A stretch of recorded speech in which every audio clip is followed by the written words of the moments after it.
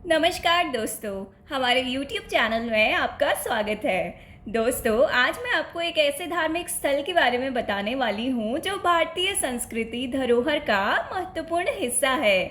इस स्थल के दर्शन करने से आपको शांति और पवित्रता का अनुभव होता है। दोस्तों, मैं आपको बता रही हूँ हमारे प्रिय शिव भगवान के मंदिरों की गाथाएं और कहानी सुनाने जा रही हूँ एक ऐसे शिव मंदिर की जहाँ भगवान महादेव हर रात्रि सोने आते हैं। दोस्तों, यह मंदिर न केवल हिंदू धर्म का महत्वपूर्ण केंद्र है बल्कि यह एक ऐतिहासिक धरोहर का हिस्सा भी है।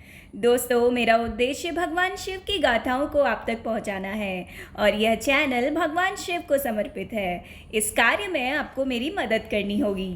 अगर आप भी भगवान शिव के सच्चे भक्त हैं तो आप भी इस चैनल को सब्सक्राइब करें और लाइक, कमेंट व शेयर करके भगवान का आशीर्वाद ज़रूर प्राप्त करें। भगवान शिव आपकी सभी मनोकामनाएं पूर्ण करेंगे। तो दोस्तों, इस कहानी की शुरुआत होती है प्राचीन भारत के दिल में बसे एक ऐतिहासिक और आध्यात्मिक स्थल से, जिसकी कहानी सिर्फ इसके नाम में ही नहीं बल्कि उसके महत्वपूर्ण स्थानों में भी छुपी हुई है। तो दोस्तों, आज हम बात करने वाले हैं ओमकारेश्वर ज्योतिर्लिंग की। दोस्तों, ओमकारेश्वर ज्योतिर्लिंग मध्य प्रदेश के खंडवा में पवित्र नर्मदा नदी के तट पर स्थित है। भगवान शिव से जुड़े 12 ज्योतिर्लिंगों में यह चौथे स्थान पर आता है। यहाँ पर भगवान शिव नर्मदा नदी के किनारे ओम के आकार वाले पहाड़ पर विराजमान हैं। हिंदू धर्म में ओमकारेश्वर ज्योतिर्लिंग को लेकर कई मान्यताएं हैं, जिसमें सबसे बड़ी मान्यता यह है कि भगवान भोलेनाथ तीनों लोगों का भ्रमण करके प्रतिदिन इसी मंदिर में रात को सोने के लिए आते हैं। महादेव के इस चमत्कारी और रहस्यमय ज्योतिर्लिंग को लेकर यह भी मानना है कि इस पावन तीर्थ पर जल चढ़ाए बगैर व्यक्ति की सारी यात्राएं अधूरी मानी जाती हैं। दोस्तों, यहाँ पर भगवान शिव नर्मदा नदी के दोनों तट पर स्थित हैं। भगवान को यहाँ पर ममलेश्वर व अमलेश्वर के रूप में पूजा जाता है। धार्मिक मान्यता के अनुसार ओमकारेश्वर ज्योतिर्लिंग के आसपास 68 तीर्थ स्थित हैं और यहाँ भगवान शिव 33 कोटि देवता परिवार सहित निवास करते हैं।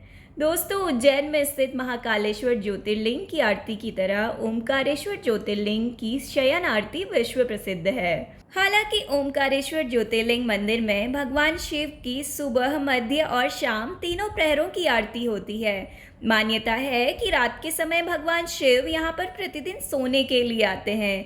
मान्यता यह भी है कि इस मंदिर में महादेव माता पार्वती के साथ चौसर खेलते हैं। यही कारण है कि रात्रि के समय यहाँ पर चौपड़ बिछाई जाती है और आश्चर्यजनक तरीके से इस मंदिर के भीतर रात के समय परिंदा भी पर नहीं मार पाता है और सुबह चौसर और उसके पासे कुछ इस तरह से बिखरे मिलते हैं जैसे रात्रि के समय उसे किसी ने खेला हो। दोस्तों, ओमकारेश्वर ज्योतिर्लिंग जिस पर्वत पर विराजमान है उसे मानधाता और शिवपुरी पर्वत के नाम से जाना जाता है। पौराणिक कथा के अनुसार यहाँ राजा मानधाता ने कठोर तपस्या करके भोलेनाथ को प्रसन्न किया था। परिणाम स्वरूप राजा मानधाता के कहने पर भोलेनाथ शिवलिंग के रूप में यहाँ विराजमान हो गए। तब से यह पर्वत मानधाता पर्वत कहलाया। दोस्तों, इस मंदिर में शिव भक्त कुबेर ने भी तपस्या की थी तथा शिवलिंग की स्थापना भी की थी। वे भी शिव भक्त थे। उनकी इस भक्ति से प्रसन्न होकर भगवान शिव ने उन्हें धनपति बनाया था। भगवान शिव ने अपने बालों से कावेरी नदी की उत्पत्ति की थी, जिससे कुबेर ने स्नान किया था। यही कावेरी नदी ओमकार पर्वत की परिक्रमा करते हुए नर्मदा नदी में मिलती है। इसे ही नर्मदा कावेरी का संगम कहते हैं। तो दोस्तों, इसी रूप में हमने देखा कि ओमकारेश्वर ज्योतिर्लिंग एक ऐतिहासिक, आध्यात्मिक और सांस्कृतिक महत्वपूर्ण स्थल है। इसकी कहानी और उसकी विशेषताएं हमें यह सिखाती हैं कि भारतीय संस्कृति में आध्यात्मिकता का महत्व कैसे है। आशा करती हूँ आपको ये जानकारी पसंद आई होगी। दोस्तों, सनातन धर्म का प्रचार करने के लिए मुझे आपकी सहायता की आवश्यकता है। जिन लोगों ने भी इस चैनल को सब्सक्राइब करा हुआ है उन लोगों का बहुत बहुत धन्यवाद और जिन लोगों ने नहीं करा है वो भी इस चैनल को सब्सक्राइब कर लीजिए। भगवान शिव की कृपा आप पर भी बनी रहेगी। जय भोलेनाथ, हर हर महादेव।